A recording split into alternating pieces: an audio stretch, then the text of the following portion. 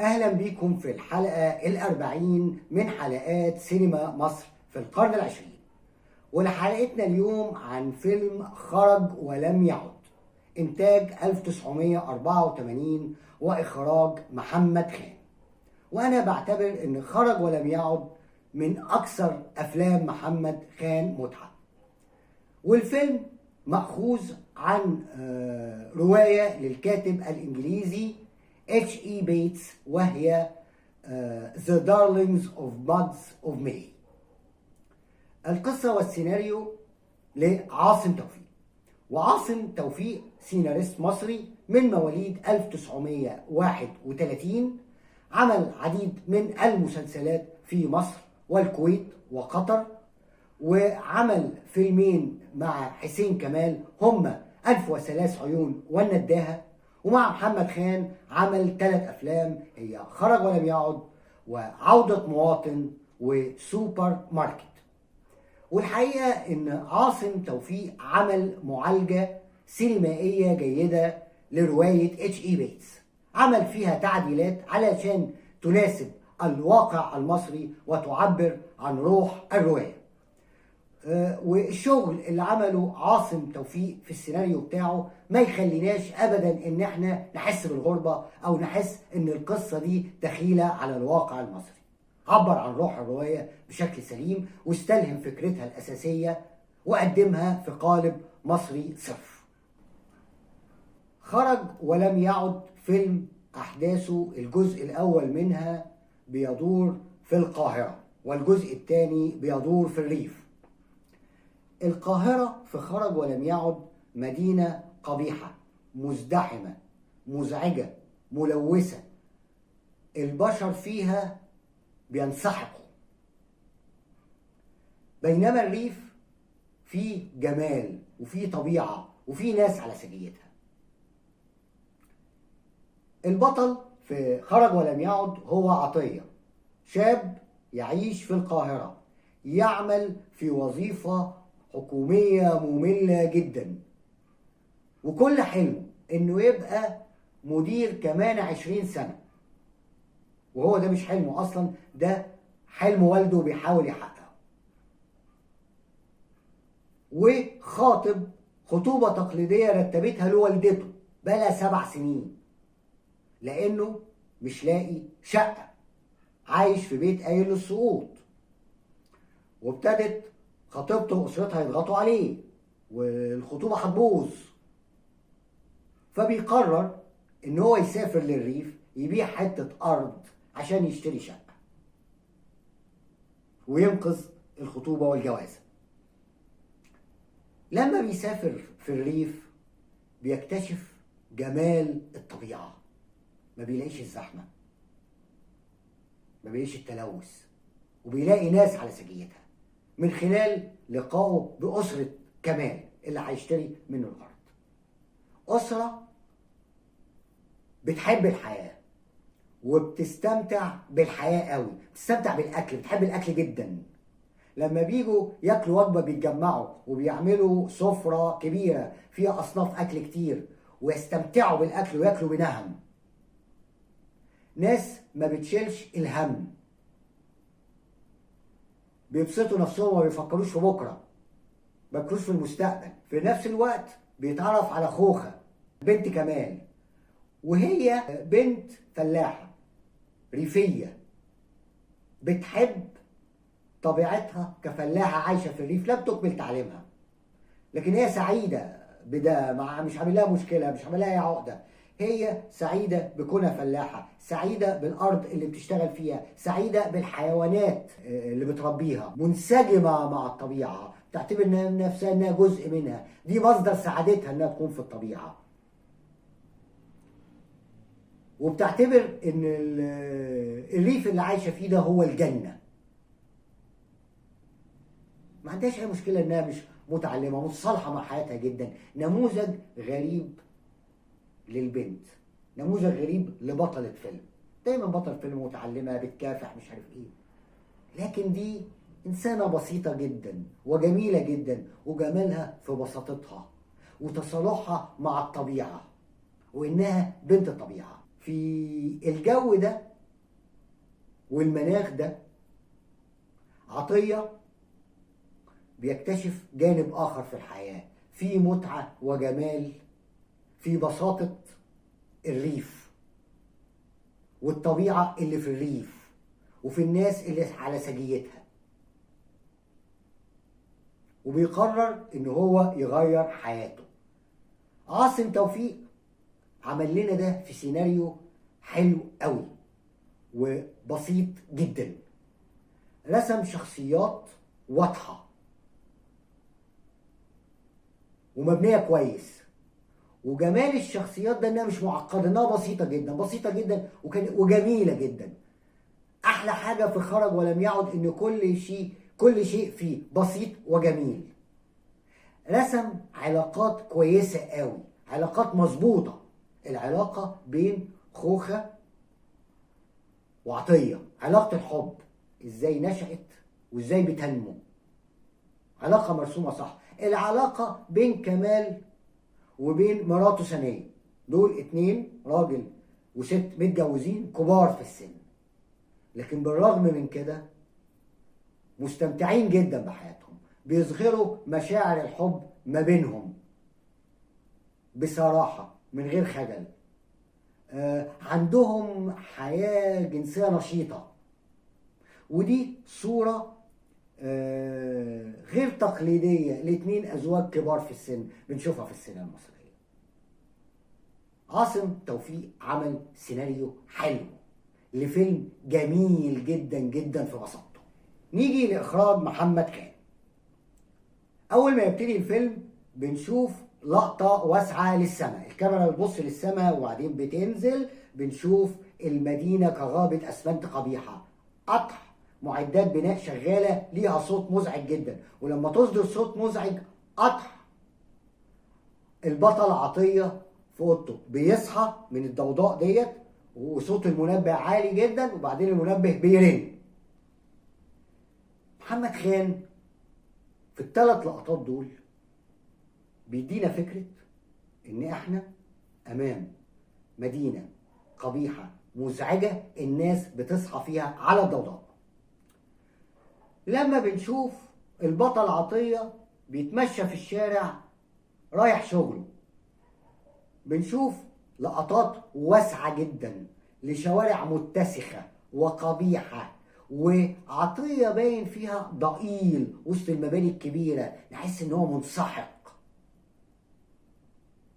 غابة أسمنت البشر فيها مسحوقين، ومع كل ده متصاحب بموسيقى كمال بكير. موسيقى كمال بكير بآلاتها الشرقية، لكن الموسيقى فيها حزن عشان تكثف لنا الأحداث، الشعور بقسوة الحياة. في مشهد بنشوف الكاميرا في لقطة واسعة بتبص لنا على المباني بتاعت المدينة، الكاميرا بتتحرك وهوب بتدخل زوم على بيت معين، قطع بنكتشف انه بيت البطل. يقصد ايه باللقطة دي؟ خان عايز يقول لنا ان احنا عايشين في مدينة غابة اسمنت البشر محشورين فيها في مباني. ده المعنى اللي عايز يوصله لنا باللقطة ديت وحركة الكاميرا دي. هو بيستغل كل ادواته عشان يكثف هذا الشعور. ولما بنشوف مشهد لعطية في الشغل، هنشوفه في تكوين قاعد على مكتب ووراه الحيطة كلها أرفف مليانة دوسيهات، ملفات ملفات ملفات، وهو صغير في الكادر. بنحس نشوف ان هو حتى شغال في وظيفة مملة، هو صغير فيها. المدينة وحياة المدينة في خرج ولم يعد هي مدينة قبيحة، غابة أسمنتية البشر منسحقين فيها، مدينة بتسحق البشر اللي فيها. دي القاهرة في خرج ولم يعد. الأجواء الكئيبة اللي كانت مسيطرة على الفيلم في الجزء اللي عطية فيه كان في القاهرة بتتغير تماما لما عطية يوصل الريف. أول مشهد عطية بيوصل فيه في الريف بنلاقيه ماشي في لقطات واسعة زي اللقطات اللي كانت في المدينة في القاهرة، لكن وسط غيطان، وسط خضرة، وسط سماء، وسط طبيعة.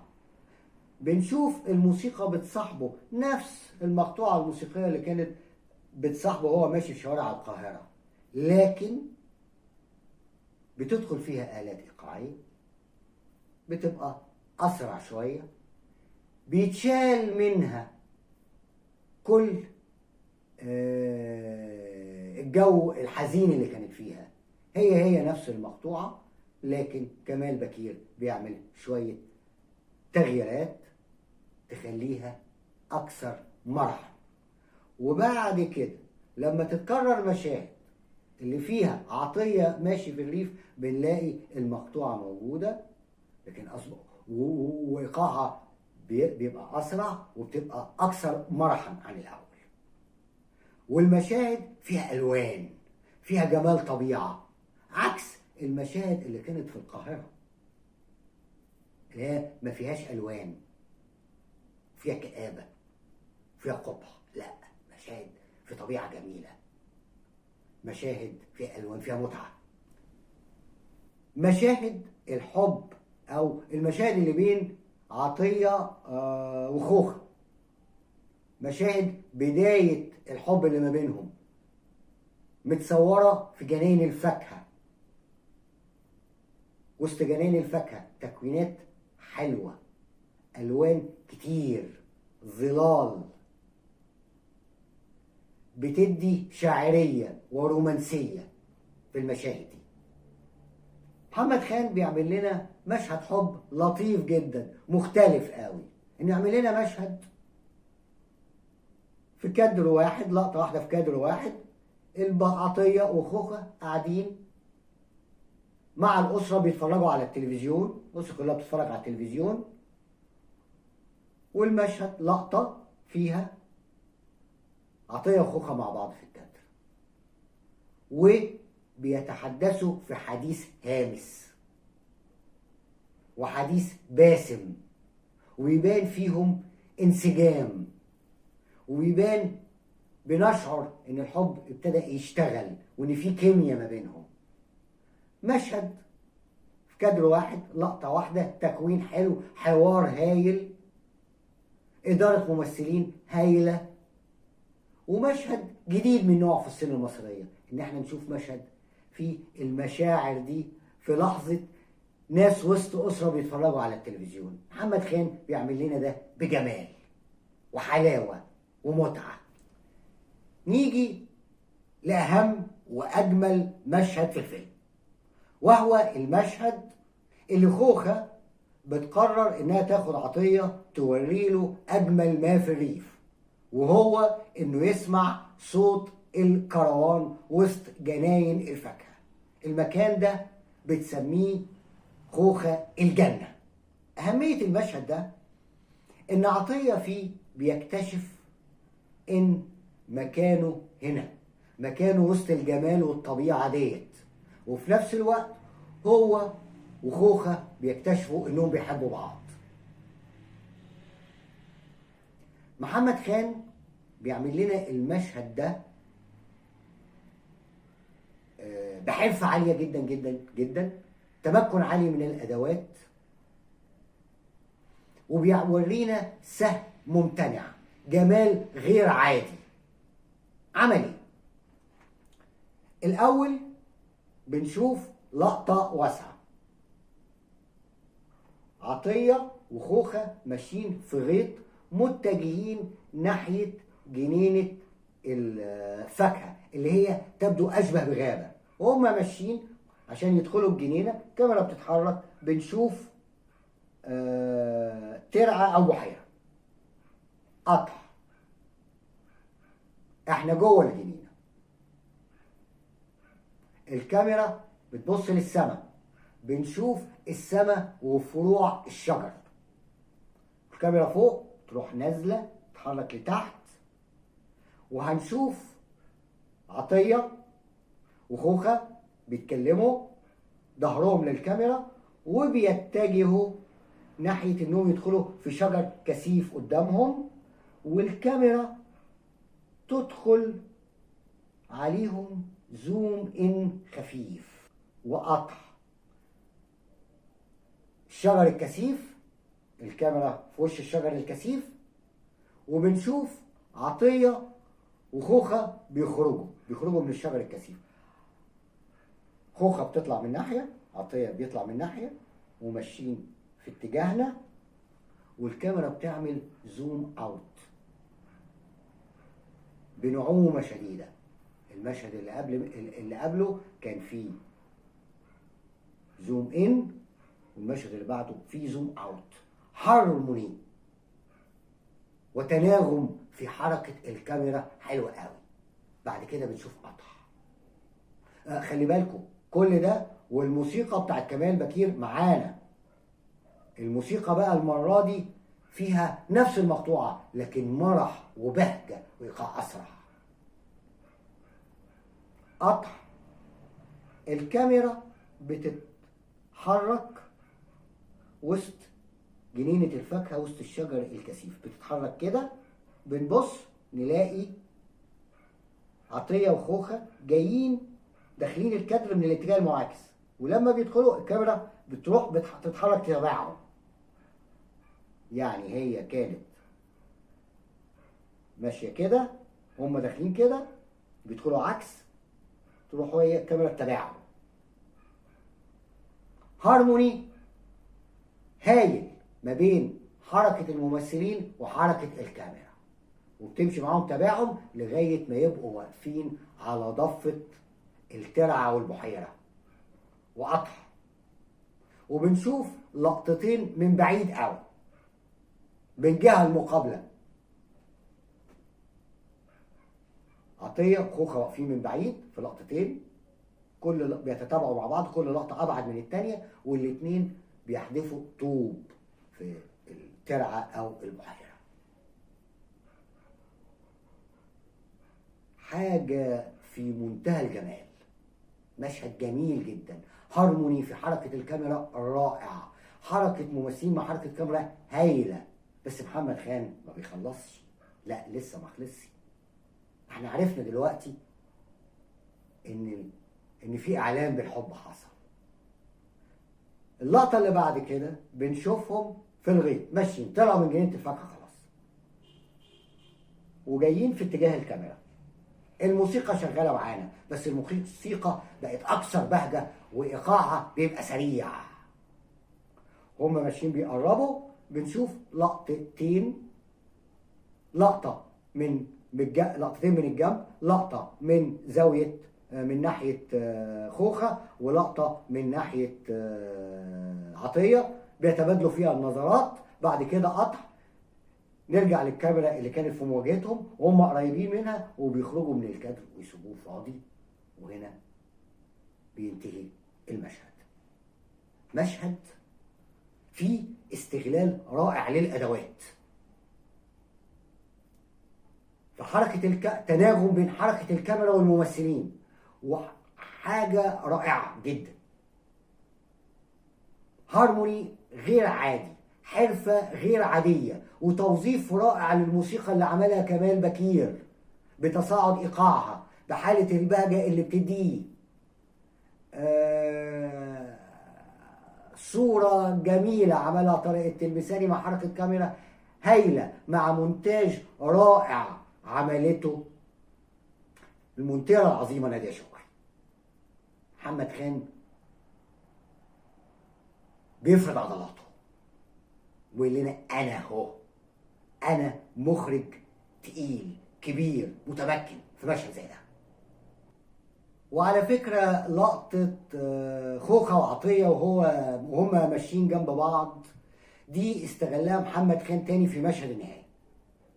يعني لما بيحصل خلاف في الاخر في نهاية الفيلم، لما بيحصل خلاف بين عطية وخوخة، بيقرر انه يسيب الريف ويركب عربية أجرة، يا دوبك هو بيركب شوية وهو راكب بيعي الخطأ اللي عمله، وإنه مكانه مش في القاهرة، مكانه إنه يكون في الريف هنا مع خوخة. فبينزل من العربية وبيروح لخوخة، بيلاقيها ماشية ومعاها الجاموسة بتاعتها. يروح هو داخل بيمشي جنبها، والاتنين بيجروا الجاموسة سوا وماشيين جنب بعض، نفس الموسيقى التصويرية. نهاية بتقول لنا ان خلاص عطية عارف مكانه فين، وعارف انه ده مكانه وما ينفعش يبعد عنه، وانه هو سعادته في الريف مع خوخة، وخوخة بتتقبل عودته. مفيش كلمة بتتقال، مفيش جملة. ودي حلاوة المشهد ده، انه هو قال لنا كل حاجة وشرح لنا كل حاجة من غير كلمة واحدة. مشهد نهاية جميل جدا، مفيهوش كلام، صورة فقط واستغلال لطيف جدا للموسيقى بتاعت كمال بكير. محمد خان عمل لنا نهاية حلوة غير تقليدية وجميلة جدا.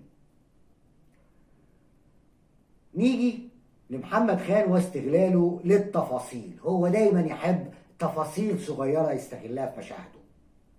في الفيلم ده خان كان مغرم بالمرايات، مشاهد كتيرة أخدها من المرايات، منهم مشهد لطيف جدا في أول الفيلم، وعطية بيدخل الحمام قبل ما يروح الشغل وهو لسه صاحي بالبيجامة، متضايق جدا، كفران انه صاحي ورايح الشغل. بيبص بتشوف وشه في المراية. المراية صغيرة متعلق عليها شوية صور، منها عنوان مجلة صباح الخير. بتشوف صباح الخير ملزوق على المراية وهو بيبص، وشه متضايق قوي انه بيبتدي يوم في مدينة مزعجة جدا، في شغلانة مملة، وبيقول صباح النور. كانت لقطة حلوة. عندنا حاجة تانية استخدمها من التفاصيل دي، ورق الشجر وظلال ورق الشجر. هنلاحظ كذا مشهد بيستغل فيها ورق الشجر وظلاله، عملها كذا مرة وكانت حلوة، مدية جمال للصورة. وغير التفاصيل هو كان استخدم تكنيكات معينة، منها انه كان يبتدي المشهد والكاميرا بتركز على جزء معين من الكادر او بتركز على حاجة معينة.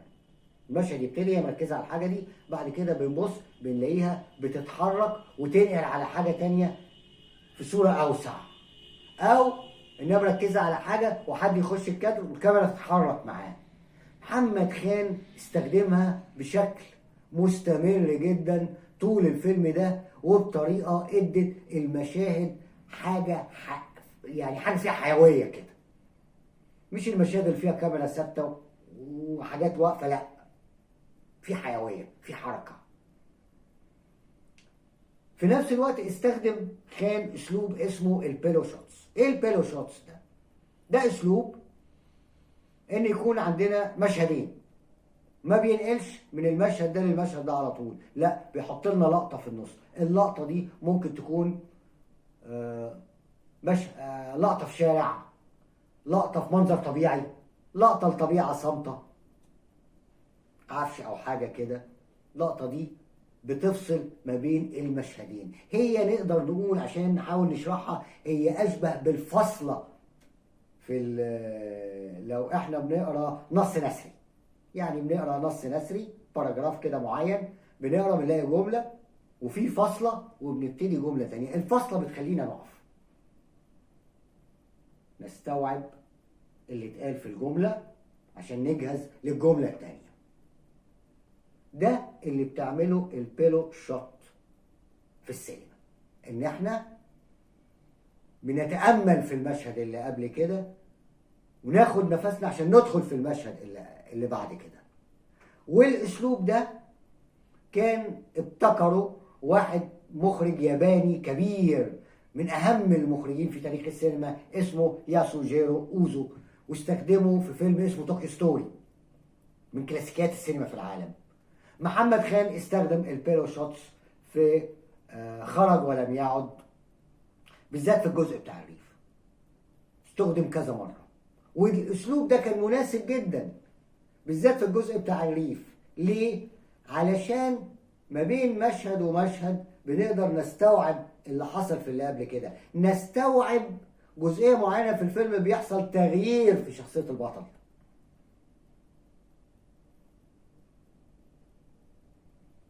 البيلو شوتس دي عملها محمد خان عشان الحكاية دي، عشان خلينا نقعد نتأمل شوية ما بين المشهد والمشهد اللي بعد منه، نتأمل المشهد اللي قبل منه ونجهز المشهد اللي بعديه.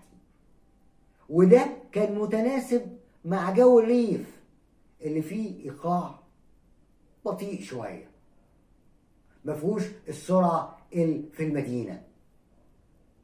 محمد خان كان بيشتغل بمزاج عالي قوي، وبيعمل حاجات في حركة الكاميرا، يستخدم تكنيك زي البيلو شوتس، يعمل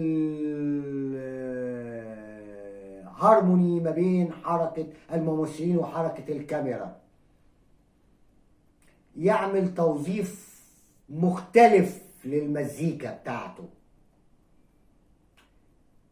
كان بيورينا عضلاته، بيورينا شطارته، بيورينا حرفته، لكن مش بمنظرها، لا، متوظفة صح قوي.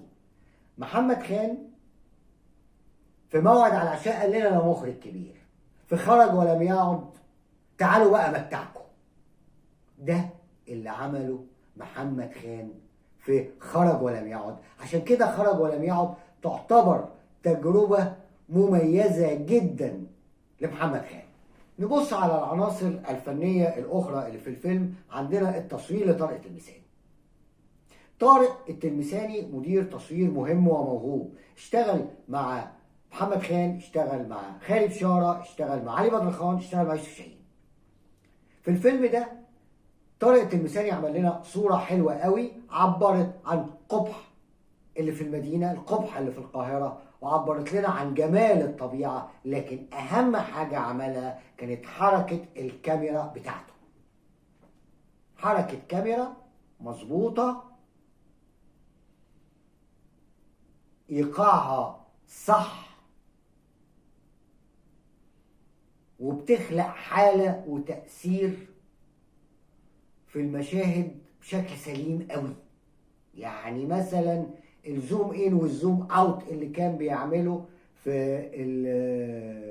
المشهد اللي جوه الجنينة بتاع سماع صوت الكروان، حركة الكاميرا في اللقطات لما كان بيبتدي بجزء معين من الكادر ويتحرك لحتة تانية، كانت حركة حلوة قوي. طارق التلمساني كان عظيم بحركة الكاميرا بتاعته. وعندنا موسيقى كمال بكير.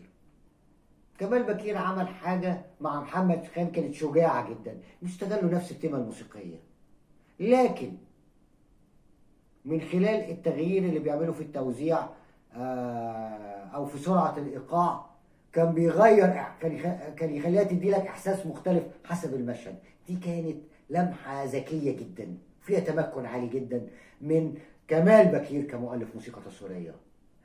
وعندنا نادية شكري. المونتاج اللي عملته نادية شكري مثلا في المشهد بتاع سماع صوت الكروان، ايه اللي عملته ده؟ عملته ازاي ظبطت الايقاع في المشهد ده؟ ازاي انها المشاهد اللي فيها حركات كاميرا بتقفل وتفتح على حركات كاميرا ظبطتها بالشكل ده؟ دي حاجة عايزة مونتيرة متمكنة قوي. فنادية شكري خلت حركة الكاميرا بتاع طارق التلمساني يبقى ليها تأثير، وليها معنى، لان لو مونتير ضعيف هتبوظ منه ويروح كل الشغل. لكن نادية شكري عرفت انها تعمل ده، وفي الفيلم ده نادية شكري اثبتت لنا انها مونتير عظيمة، وممكن تكون من اهم الناس اللي اشتغلت في المونتاج في تاريخ السينما المصرية. هي ورتنا ده قوي في خرج ولم يعد. نيجي للممثلين. محمد خان عمل اختيار صح ودقيق جدا للممثلين بتوعه، ووجههم صح وطلع منهم اداء هايل. يعني فريد شوقي في دور كمال بسيط جدا بأداء سهل جدا، تحس ان هو مش بيمثل، ده بيتنفس، عامل الدور مظبوط. عايدة عبد العزيز وهي ممثلة مسرح قديرة في دور ثانية، تمكن هايل جدا جدا، كان في كيمياء عالية بينها وبين فريد شوقي. ونيجي لليلى علوي. ليلى علوي في دور خوخة، لا أظن إن كان هناك اختيار أفضل من ليلى علوي. ليلى علوي قدمت أداء هايل جدا في أهم فيلم في حياتها، وده أهم دور في حياتها. بسيطة، تلقائية، جميلة، بس كانت هايلة، كان ليها طلة حلوة قوي على الكاميرا في الفيلم ده. نيجي ليحيى الفخراني في دور عطية. لازم نعرف حاجة عن يحيى الفخراني. يحيى الفخراني هو ممثل لا يخضع لمواصفات النجم التقليدي في السينما المصرية. يعني في الخمسينات أو الستينات يحيى الفخراني كان لا يمكن إنه هو هيبقى نجم أو بطل، لأن كان فيه مواصفات معينة تتعلق بالوسامة مش موجودة عنده. لكن تيار السينما الجديدة في الثمانينات كان عايز ممثلين موهوبين وشكلهم شبه الناس اللي بتمشي في الشارع، عشان كده قدموا لنا أحمد زكي ويحيى الفخراني. هما الاتنين دول نتاج تيار السينما الجديدة. يحيى الفخراني كان متمكن للغاية. مشهد مثلا وهو بيتفرج في التلفزيون مع خوخة، نظراته ليها، تبادل النظرات ما بينهم طبيعي هايل جدا، بيورينا ان هو ممثل كبير في دور وشخصية قد تبدو انها شخصية بسيطة، يعني ما فيهاش تعقيد، لكن هو بيدينا اداء ما نحسش ان هو بيمثل، بنحس ان هو ده عطية اللي كتبه عاصم توفيق. فكان يحيى الفخراني كان عظيم، وده دور من اجمل الادوار اللي عملها في السينما. قبل ما انهي عايز اتكلم على عنوان الفيلم خرج ولم يعد. خرج ولم يعد هو اسم لاعلان بيتحط في الجرايد على المفقودين، وده الاعلان اللي بتحطه خطيبة عطية وتدور عليه بتقول خرج ولم يعد. لكن لما بنبص للفيلم نلاقي الموضوع فيه بعد تاني. يعني ان عطية وهو في مشهد له مع خوخة بيتكلم، بيقول لها بعد ما اكتشف الجمال اللي في الريف، يقول لها انا دلوقتي عرفت شعور ادم لما خرج من الجنة. فهي بتسأله هل هتخرج من الجنة زي ادم؟ هو بيقول ان المفروض ان الابناء يتعلموا من اخطاء الاباء، لكن هل مش هيخرج من الجنة؟ هو بيقول ان عنده صعوبات تتعلق بوظيفته في القاهرة واشياء اخرى. فهي بتقول له ان المفروض يقعد في الجنة، وان الوظيفة وهل هيبقى سعيد في المدينة، وتقول له انا بديلك فرصة تفكر. هل عطية خرج من الجنة ولم يعد إليها؟ اللي بيحصل في الفيلم إنه هو لأ، هو فضل في الجنة، لم يخرج من الجنة. خرج ولم يعد بتعني إنه خرج من المدينة وقبحها وضغوطها ولم يعد إليها، لكن هو في الواقع هو هرب إلى الجنة عشان يقعد فيها وما يخرجش منها. الجنة اللي هي فيها الريف، اللي فيها المكان اللي لقى فيه السعادة والسلام. فهنلاحظ إن اللي البطل عمله في الفيلم يتناقض تماما مع عنوان الفيلم، ودي مفارقة ذكية جدا عملها عاصم توفيق ومحمد خان. ملحوظة صغيرة حبيت أشير إليها. في النهاية إن خرج ولم يعد هو فيلم متكامل جدا في عناصره، من إخراج، من تصوير، من مونتاج، من موسيقى، من أداء ممثلين، متكامل جدا في العناصر وما فيهوش غلطة واحدة. لو قعدنا نتفرج على خرج ولم يعد مش هنلاقي فيه غلطة. بالإضافة إن المخرج محمد خان كان في حالة عالية قوي، استخدام توظيفه لحركة الكاميرا، توظيفه للموسيقى، اختياره للممثلين، كون ان هو في الفيلم ده كان عامل حالتين. الجزء الاول في الفيلم كان فيه جو معين لما كان عطية في المدينة، والجو ده بيتغير لما بيبقى في الريف. استخدم تكنيكات مختلفة زي البيلو شوتس مثلا، حركة الكاميرا اللي بتيجي فيها المشاهد، عمل حرفة عالية جدا خلتنا قصاد تحفة سينمائية. تحفة سينمائية نقدر بكل ثقة إنها نعتبرها من كلاسيكيات السينما المصرية، من الأفلام العظيمة في السينما المصرية. ده خرج ولم يعد. خرج ولم يعد نقدر نقول عنه فيلم عظيم في تاريخ السينما المصرية، وله مكانته وله تفرده. عشان كده عملنا عنه حلقة، وعشان كده لازم الناس تتفرج عليه وتتوقف أمامه.